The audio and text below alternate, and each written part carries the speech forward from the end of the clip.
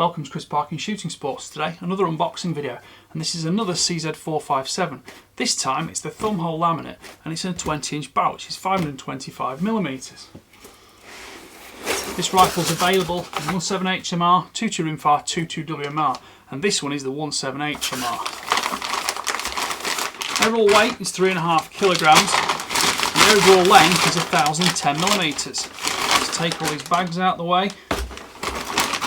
Got the bolt here, and just remove the manuals.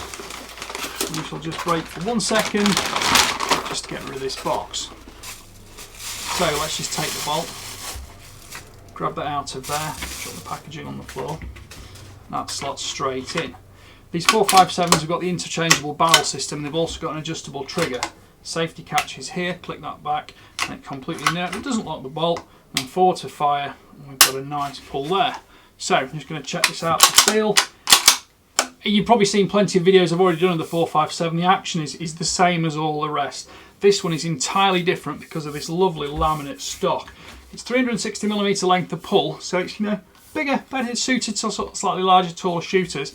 And with a heavy barrel on this one, it's well balanced to handle that well. It's fully floating here at the front, so you've got a nice air gap, but it's quite stiff and you're not going to have any problem. Usual 5-round CZ magazines, whether it's 22 or 17 HMR. Stood at the front there, stood at the back for your sling. We've got a nice cheek piece built up. It's quite broad here, so roll overhead position, but it's high and it'll be well lined up with the scope. This one is, yes it is, it's screw cut, so that's 1/2 inch by 20 UNC. So you can put a sound moderator or a brake on that one. I'll be using a sound moderator. And I just pop this down for a minute. I think you'll think that does look quite stunning actually. That's going to look great set up with a bipod sound moderator and scope on it. The finish is all a super smooth laminate, and of course because it's the laminated birch you get the different colours of the browns and the greys, so it all pops out and it accentuates what is regular walnut. There's no stippling on the forend, but there is quite a lot of stippling here at the grip. And that grip does appear to be ambidextrous and gives you a nice full position. I'm just looking at that slightly. I'm not just quite sure it's 100% ambidextrous. It does just feel slightly different left to right handed, but not unshootably so. And I do actually quite like shooting my rimfires and things left handed as well as right handed. I find in the hunting situation it gives you a lot more versatility in case you do need to take advantage of a different rest position. This is all varnish finished and it's nice smooth, so this should last well and it'll be resistant to the weather. I've done other videos that show you how to dismantle these and take the barrel off and swap for other barrel interchange kits.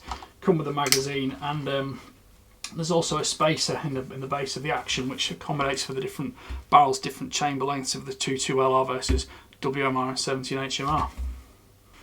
The recoil pad on the back end is nice and grippy, fits in your shoulder well. Length of pull is 360mm, so it does give, it's quite a big gun feel actually. It's not like a small dinky rimfire. 360mm is actually over 14 inches. Let me think, 355 is 14 inches, so most rimfires are in the 13.5 to 13.25 inch region, which is 343 or so millimeters. This one's got dovetail here, 9mm for scope rings, and you can put other things on there. It's also got positions where you can add an additional Picatinny rail if you want to that, especially useful if you're going to add night vision on. Heavy barrel has got a brushed finish and it's deep blued. Here underneath you've got the front and rear action screws, which dropped out will allow the gun to come away from the stock for barrel interchange capability. It's probably also better, although I can see in here there are the Allen key points for changing the trigger adjustment. It will probably be easy to do that out of the stock because there's no corresponding screw through the actual trigger guard itself. And the trigger guard is part of the laminate rather than being an additional metal piece.